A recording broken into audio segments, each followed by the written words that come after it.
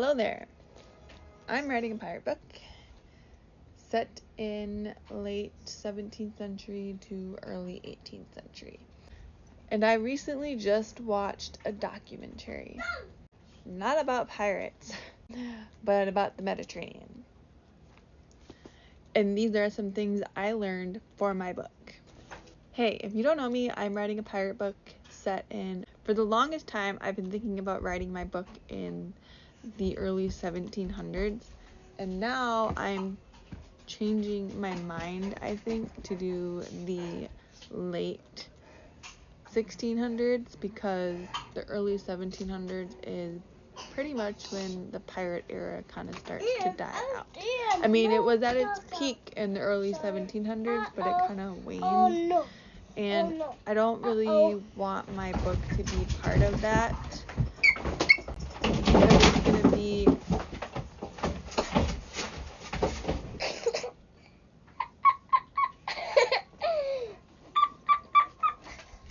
You're going to break stuff. A dinosaur crack. It's going to be about a 5 to 6 book series because it's cryptically hidden treasure. There might be more than one cryptically hidden treasure. There might be. Okay, anyways, so I have taken some notes. There are 7 things that I learned that I find would be helpful for my book. By the way, if you are writing a book, why aren't you watching documentaries? You can learn so much about people and cultures, especially if you're doing a historical one. You learn a lot. I know there's not a whole lot of documentaries out there. They're very hard to find. And very hard to find ones that are not going to bore you to, like, not pay attention. Like, I don't know.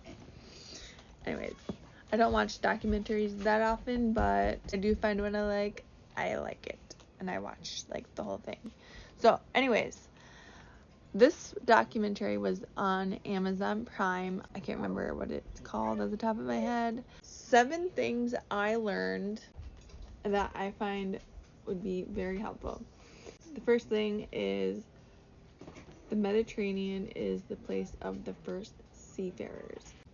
Not 100% sure how that's important, but it probably is important, as my characters and cryptically hidden treasure is related to the ancient time periods.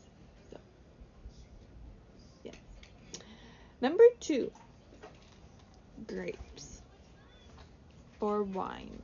And a lot of grapes were also on the mountainsides looking over the Mediterranean, especially in, like, Greece area. So why were they on the mountainside? Because the grapevines protect the mountainsides from mudslides and erosion. So, yeah, that's good to note. Also, sea eagles, big brown eagles, I might post a picture, were very populated in the area for centuries.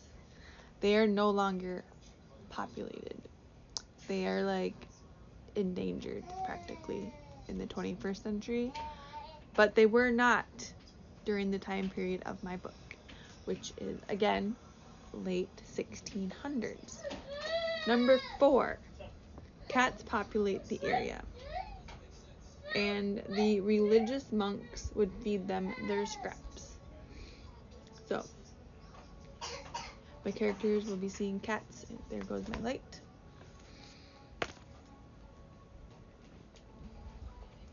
Okay, that's better.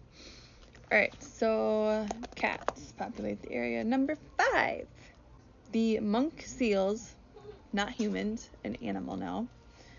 They were populating the area back in the day. Now they're, like, endangered in the area of the Mediterranean, but the reason why is because, especially in the 18th century, people started to hunt the sea monks because they were tasty. And they were competing with the fishermen.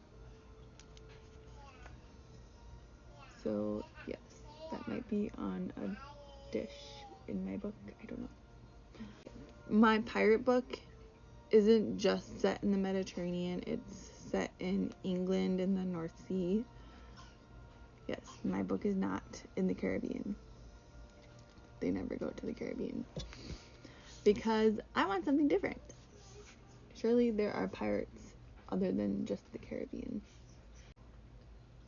Now we have number 6. Just a general idea of what you might see in the Mediterranean Sea, which is sperm whales, sharks, large tuna, sea turtles, dolphins, and seahorses are just some of the many few things that I was like not really expecting. Like, I knew there were some sharks, but I didn't really know, like, oh, there are sharks. And sperm whales. Oh my gosh. Those are some big whales. Okay. And last but not least, number 7. A very common noise in nature were the cicadas. That big bug that sheds its skeleton as it grows. It has a very short lifespan. That one. Yes, that was very popular sound to hear. Very common sound to hear. Anyways, that's what I learned. Happy writing! So yeah, follow my journey if you are interested in a pirate book with multiple main characters, romance, adventure, cryptically hidden treasure, comical banter, morally gray main characters, anti-heroes,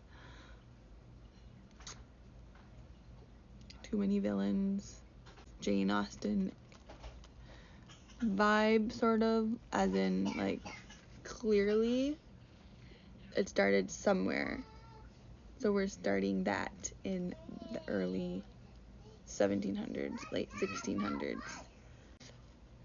Follow me.